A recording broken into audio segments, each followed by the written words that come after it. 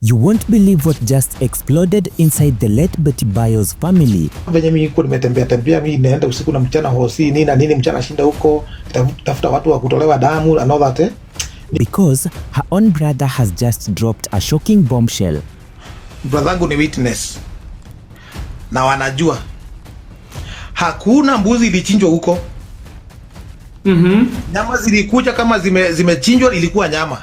Na akaambiwa na brother ujue hapa hakuna kitu tumefanya ya dawari. That has left the entire country speechless. He is now accusing Tash, Hiram Gitau, the man the world believed was her husband, of never paying dowry, meaning he may have never been her real husband in the first place. Hii yote tumefanya, hii ni kitoweo, hii ni nyama umenunulia watu wakule. That's what happened. Na watu wakaenda kwa kiwanja wakajivijana wakakula mchele na nyama. Maneno ya certificate hiyo ni wewe nasikia na wewe. Me, I don't know, by the way. I don't know. I've never been a witness, so I don't know. I can't speak about that. But that is not even the craziest part. Wait until you hear what he says Tash did with the millions donated by President Uhuru and other top politicians for Bayo's burial. This is where everything takes a different, dark and unbelievable turn. Tash alikujanga hiyo saa tu. Wenye tulimtoa AR tukampeleka Kenyatta. Hiyo saa tu ndio nilimwendea airport. So watu waache kuchanganya maneno mingi. Mimi nilimwendea airport. Okay. Najua it's good to say the truth. Mimi nilienda mpaka airport by the way. Kwa arrivals Okay. Na akakuja na paki zake 3 kubwa. Akaeka ndani ya gari, tukaeka ndani ya gari. Then niko proceed kwenda Kenyatta. Emotions are erupting, tears are flowing, and the accusations are getting wilder by the minute. Claims of greed, stolen money, neglected children, and a fight for custody that might tear this family apart forever. And just when you think that it can't get more dramatic, trust me, what happens next is going to leave you absolutely shocked.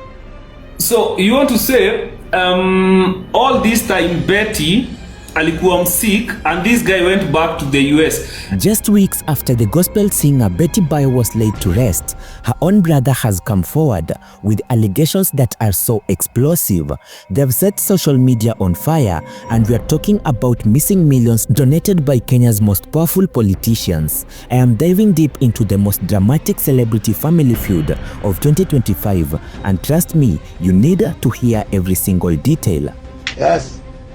Watoto kuna baba yao na baba yao ni Kanyari. He was legally married to Bayo, legally. Ati wana no produce certificate ya marriage.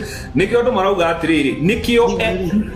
Nikio arauga ati indo ciothe cia Betty hamwe na ciana ati he has the legality to that. This video has not been done with any malicious intent against Hiram Gitau or the family. These are just words from credible sources and information being reviewed all over the internet. So this is a disclaimer that this video is strictly for educational and informational purposes. Let me take you back to where this nightmare began. Back on November 10th of 2025, a day that shook the Kenyan gospel music industry to its core. Bayo, the voice behind the iconic hit 11th Hour, the woman whose music had uplifted millions of Kenyans, took her final breath at Kenyatta National Hospital. Now, let's talk about the man who has become the center of this explosive controversy. We're talking about Hiram Gitau, better known as Tash. This is the man that Bayo introduced to the world as her partner. On December 17th of 2021, Bayo and Tash held a traditional Kikuyu wedding ceremony, a rurashio, and it was shared widely across Kenyan media. Bayo had been praising Tash publicly, calling him an answered prayer, celebrating how good he was with her children from her previous marriage to Pastor Kanyari. She even framed their union as a second chance at love. The couple had been dating for about 2 years before that ceremony, and Betty seemed genuinely happy. She spoke about how Tash had accepted her children as his own. But wait until you hear what happened next, because Bayo's brother is now saying something completely different, and he is claiming that this beautiful ceremony, this celebration that was shared online, was nothing but smoke and mirrors. Brother ni witness. Na wanajua hakuna mbuzi ilichinjwa huko. Nyama zilikuja kama zimechinjwa ilikuwa nyama. Na akaambiwa na brother ujue hapa hakuna kitu tumefanya ya dawari. Hii yote tumefanya, hii ni kitoweo, hii ni nyama umenunulia watu wakule. According to Edward Mbugua, there was no real marriage at all. Now, here is where this story explodes into something nobody saw coming. Edward Mbugua went live on TikTok, and what he revealed has left Kenyans absolutely stunned.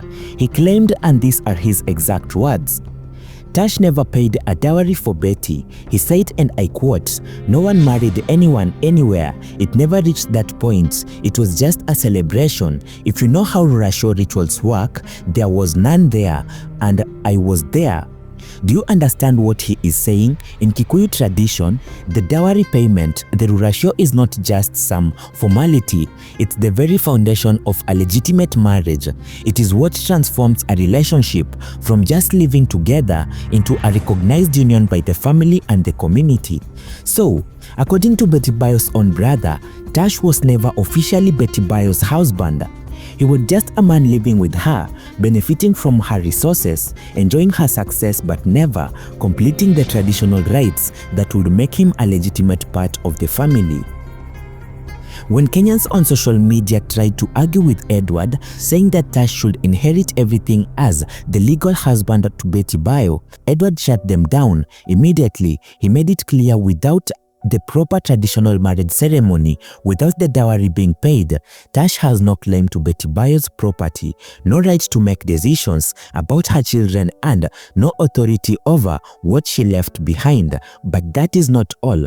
The accusations get even more damaging from here. Now, we need to talk about the money, because this is where things get really ugly. When Betty Bayo passed away, Kenya's political elites showed up in massive way. Former President Uhuru Kenyatta donated 1 million shillings. The President William Ruto and Deputy President Kindiki Kithure combined donated 10 million shillings. These were not just condolence payments. This money was perfectly designated for Betty Bayo's children's future, for their education, for their welfare. In total, we are talking about at least 11 million shillings in donations, plus contributions from other politicians like former Deputy President Rigathi Gachagua, who gave 300,000 shillings, and that's not even counting the money raised through WhatsApp groups and fundraising events. So where is all this money? Edward Mbugua has made a shocking accusation. He claims that Tash has taken everything, all the millions donated for the children, all the contributions meant for the funeral, all the money that was supposed to secure those kids' futures. Tash allegedly pocketed it all. Edward has been demanding transparency. He wanted to know exactly where every single shilling went. He wants accounting for the donations, but according to him, Tash has refused to provide any answers. The family is being shut out, and the children's inheritance is disappearing. But the allegations of financial misconduct don't stop at the funeral donations. Edward Mbugua has painted an even more disturbing picture of the relationship between Betty Bayo and Tash, and what he has revealed is absolutely heartbreaking. According to Betty Bayo's brother, Tash was financially dependent on Betty Bayo throughout their entire relationship. He claims that Betty Bayo was the one shouldering all the household expenses. She was paying for the rent, and she was handling the bills. She was supporting the children, while Tash contributed nothing. And here is the part that will make you angry. Edward revealed that when Betty Bayo died, she had 3 months of rent arrears. 3 months. The woman who was battling cancer, fighting for her life, and she was drowning in debt because Tash was not contributing to the household. Can you imagine the stress Betty must have been under? She's sick, she's trying to maintain her career, and she's raising the children, and she's also carrying the full financial burden of the household because the man living in with her wasn't stepping up. Edward Mbugua didn't hold back. In his emotional TikTok livestream, he called Tash greedy. He said Tash was only interested in Betty's property and in her assets, in what he could inherit. He claimed Tash never cared about the children's welfare, never contributed to their school fees, never even helped with their health expenses. According to Edward, Betty was struggling and Tash just stood by watching, waiting for his chance to claim everything she had built. But now, if you thought the story couldn't get any more dramatic, hold on to your seats because Edward Mbugua has dropped another bombshell that has left Kenyans absolutely outraged. According to Betty Bayo's brother, just weeks after the funeral and just weeks after burying the woman he claimed to have loved, Tash has already moved in with a new woman. Whether this is true or not, it has not been publicly confirmed, and whether this is information that should be out there is also something that is a bit questionable. The family's biggest fear, and this is something many Kenyans can relate to, is that if Tash remarries, his new wife might mistreat Betty Bayo's children. It's a story we have heard too many times, children suffering at the hands of step-parents who resent them, who see them as obstacles, and who want them out of the picture. Now let's talk about what is really at stake here. Betty Bayo's assets, her properties, and everything she has worked so hard to build. And according to her brother, Tash is trying to take it all. Edward Mbugua has been vocal about this. He claims Tash is interested in Betty's logbooks, her vehicle's documents, her house, everything that has her name on it. He says Tash sees these properties as his inheritance, but the family strongly disagrees. The family's position is clear. If Tash was never properly married to Betty according to traditional customs, then he has no legitimate claims to her assets. Everything she owned should go to her children, and if the children are minors and cannot manage the property themselves, then the biological father, Pastor Kanyari, should be the one managing this inheritance. This is not just about money and property, it is about principle. It is about ensuring that Betty's hard work, her legacy, everything she built through the years of music ministry and performance don't end up in the hands of someone the family believes was just using her. Now, in fairness, we need to talk about Tash's side of the story because he has spoken publicly, though briefly, about what he is going through. At a recent event for Kikuyu artist Ngaruya Jr., Tash appeared in public and addressed the online harassment he has been facing. He said, and I quote, "Although I am not very active on social media, I have seen what has been happening online. I am making myself strong." He revealed that he is planning to seek guidance from Facebook influencer and singer Karagu Muraya and how to handle online bullying and navigate the attacks he is receiving. He acknowledged the emotional toll of losing Betty Bayo and that being subjected to harsh comments and accusations online. At Betty's funeral, Tash delivered an emotional tribute. He described the silence in their home since her passing. He said, "The house now echoes with a heavy, profound quiet where her laughter once filled their lives." He described his grief as a new raw footprint, a landscape of loss shaped entirely by her absence. And at the same funeral, in front of hundreds of mourners, Tash embraced Betty Bayo's children, Sky and Danny. He pledged to protect them, to honor Betty Bayo's dreams for them, and to give them love and security. He referred to them as his own children.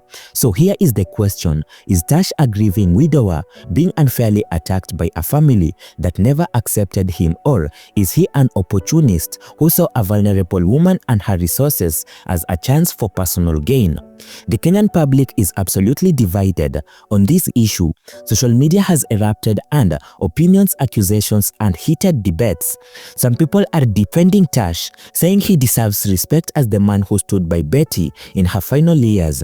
Others are supporting the family, questioning why Betty Bayo's relatives were not informed about her illness and demanding accountability for the donated funds. Pastor Kanyari himself has tried to stay out of the drama.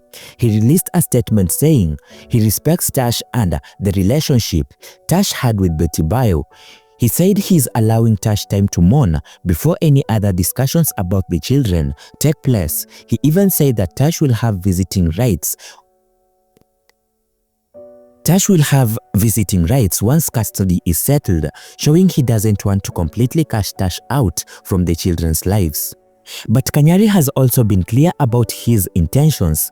He wants custody. He's already identified a 90 million shilling mansion in Runda where he plans to live with the children. He's defending his record as a father, saying he's always paid school fees and provided for his children. The community is watching this display out like a dramatic soap opera, but behind all the social media posts and TikTok videos, there are two children who lost their mother and their future hangs in the balance.